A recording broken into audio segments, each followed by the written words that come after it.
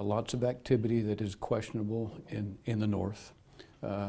Concerns about what's taking place in the Mediterranean with refugees and with migrants. Concern about what is going across the Mediterranean with respect to violent extremist organizations extending down to Africa. And obviously some challenges off to the east with Russia that we continue to work through.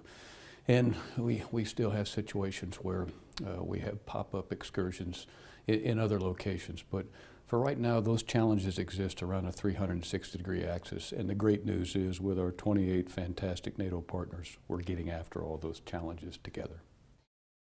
The introduction of these ground forces afford us the opportunity to elevate our air game to another level. And we want to ensure that for every soldier that goes forward, he's afforded the best force protection possible. And the best way to do that is to ensure you have the appropriate air superiority overhead. So we're working very hard to make sure we have that. Our United States Air Force, our U.S. Department of Defense, our NATO entities have never been better united and never been more focused on the mission. And my advice to all the great airmen that serve USAFE-AFAFRICA is just to keep that laser sharp focus on the mission and don't worry about anything else outside of your duty description. Let's get after the mission here and let's train as hard as we possibly can. And every exercise that we embrace, let's make sure we get as much out of it as we possibly can.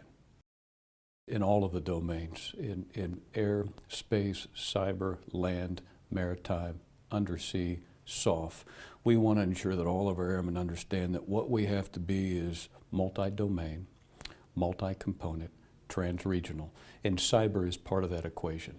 We're very, very focused on the defense, and with every new system and every new resource that we introduce into the theater, we want to make sure that from a cyber defensive mission assurance standpoint, those systems are able to operate. We're really proud of what they're doing.